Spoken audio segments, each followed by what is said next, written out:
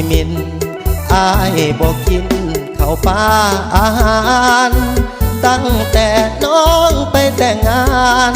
อายสงสารมาหลายเดือนปี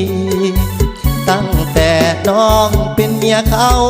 อายกินแต่เหล้านับวันเดือนปีหากกะหากบ่เลิกบ่หนีหากคนดีอย่าเหมือนนิทานปานคุณรู้นางอัวเจ้าเอาหัวอายยังหำฮอน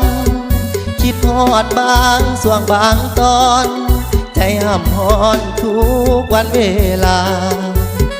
สิขาอายก็ยอมตายคือมา